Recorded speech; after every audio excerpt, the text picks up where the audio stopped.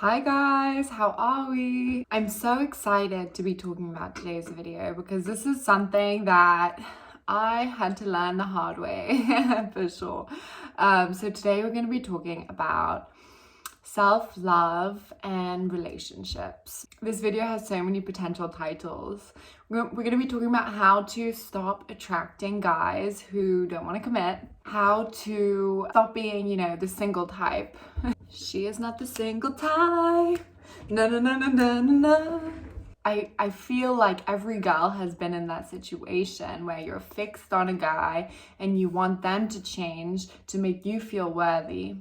You want them to say, yes, I would love to be in a relationship with you, to make you feel worthy. I basically had, that was this one particular guy. I'm sure if he's watching this, he knows this is about him. We had a lot of fun together, but I always wanted more. I always wanted him to say, Giulia, will you be my girlfriend? And I thought, if he says this, then I will be worthy.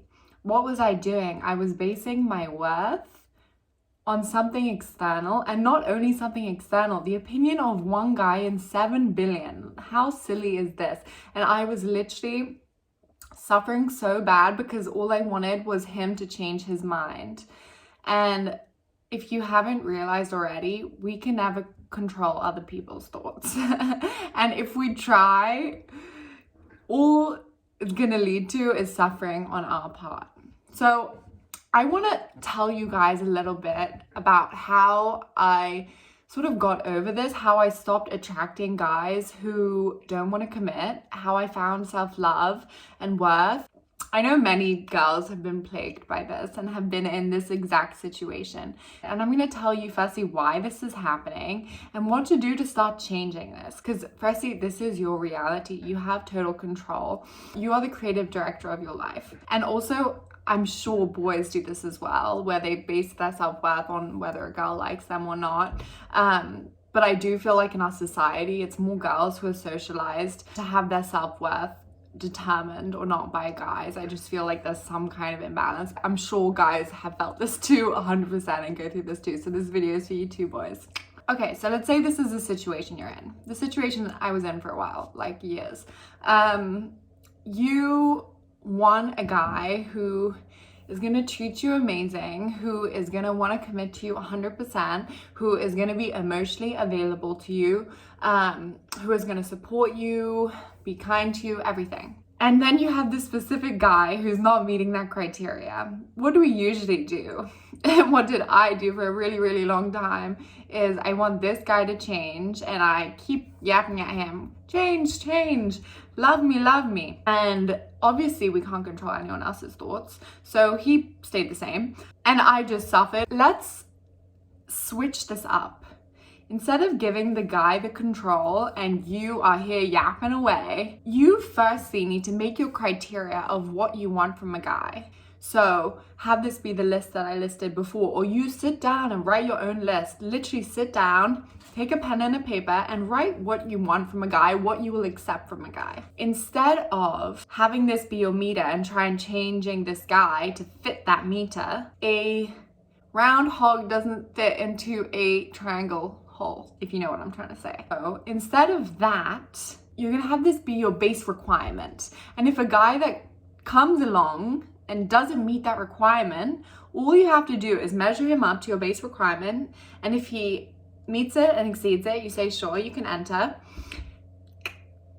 And if he doesn't meet it, if he's literally just 1 foot under, you're gonna say, sorry, you're not up to the height. It's as though, you know, when you're like 137 and they don't let you on the 140 ride when you're a kid? It's like that. If he's 137, you are not letting him on. It's unsafe. It's unsafe for everyone involved. Oh, I make myself laugh. And you're not gonna get angry at them. You're not gonna say, oh, I wish you were taller, you fucking idiot. Eat more spinach, get taller. No, you're not gonna say that. You're literally just gonna say, I'm sorry, you don't fit the requirement. I bid you goodbye and I wish you have a marvelous life. And then you're just gonna chill and see if someone else comes who's a little bit taller and meets the requirement. What is involved in this first step, really? So this second step is, and I know it sounds cliche, self-love. Self-love.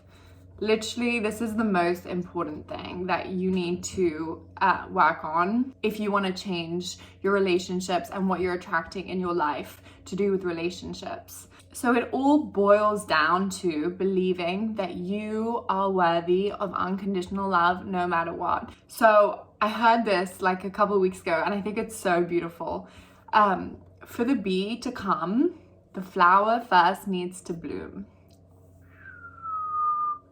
And I think that's so true. A bee is not going to come to a flower who's shriveled up here on the side, disheveled. No, the bee comes to the flower who's beautifully open and confident and loving themselves. Love yourself so unconditionally that to accept anything less from anyone else is doing yourself a disservice. So this takes time. This took me years because it sounds easy, and it is easy at the end of the day. We have a heart. All we have to do is direct our love to ourselves.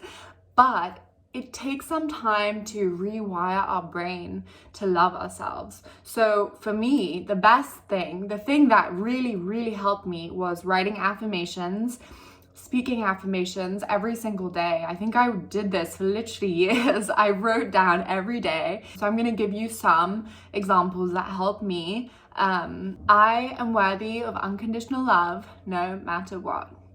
My worth is fixed at infinity no matter what. I will love myself unconditionally no matter what. Act.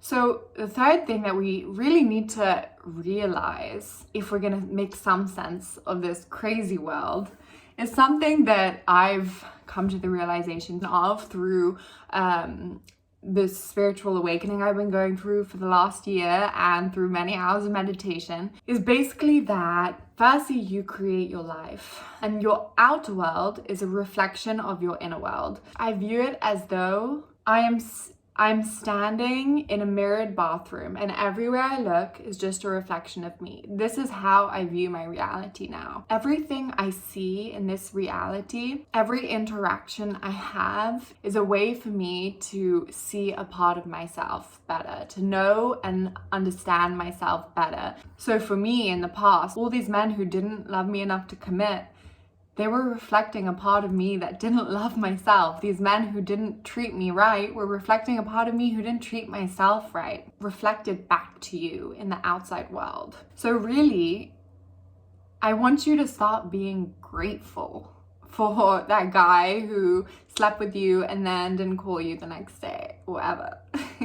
Start being grateful for that guy who didn't ever want to commit to you, and it made you learn how to love yourself, because these people on a soul level are doing you such a big favor. They are pointing out to you areas that you need to work on. They are showing you that you need to start loving yourself, girl. Oh boy. On a soul level, they are teaching you an amazing lesson. So literally, thank them, and bless that which you do not choose. So that emotionally unavailable man who didn't want to commit to you, that's a reflection. That's showing you a part of yourself that thinks you are unworthy of love. That might be hard to hear. When I started to fully love myself, I started seeing this reflected back to me. The last thing that I want to talk about here is the law of attraction. I made another video on this. You can look at that video if you want. But basically, I believe that whatever we say, we are speaking into our reality. That our word is our wand. That whatever you ask is given. That your thoughts, words, and deeds create your life. So if you are constantly telling yourself, telling your friends how boys don't treat you right, how you're gonna be single forever, how there are no good guys around here, this is what you're creating into your reality. Words create, thoughts become things. That classic saying that probably every girl knows to be true, that when you stop looking, you will find a guy, the guy will come to you. What this is, it's really a shift in your energy. The energy of looking, the energy of searching for a guy is the same energy of not having a guy. And when you're giving off those vibrations of not having a guy, that's what the universe is going to reflect give back to the experience of not having a guy. That energy compared to the energy of I'm okay with just where I am right now, I'm so happy being single, is very different. If you are at the stage where you have learned to love yourself, or you're learning, you're on your road to self-love, and you're open to a relationship and you have your criteria for a man that you want, and you know that if a man comes and he's not up to the height, you're just going to say, sorry, you can't get on the ride. If the man comes up to the height, you're going to say, yes, sure, you can come on the ride, this wild ride, may I say. And then once you are in the relationship, this is something else I want to talk about, but I think this probably deserves a whole other video. The concept of loving lightly, which is basically a way of loving for the sake of loving for enjoyment, loving them unconditionally, whether they're here, whether they're there, whether they love you, whether they leave you, not having your love for them be conditional on whether they love you back. You know that your worth is fixed no matter what, and you love yourself unconditionally no matter what. But I think I'll do a separate video on this. Anyways, I hope you enjoyed. I hope this maybe helped you. I know that learning these things made such a big difference on my life. And yeah, and also I don't regret any of it. It's these things I had to learn, and I'm grateful that I learned them. So I'm grateful for everyone else involved. And I'm happy I got there in the end. Thank you for listening. I hope this helped you. Please like, comment, subscribe if you enjoy these videos. I genuinely don't really know why I post these videos. I just get inspired and I post them. So I hope someone is enjoying them. I want to show you a new tattoo I got. It's my first tattoo. Essere. It means to be in Italian.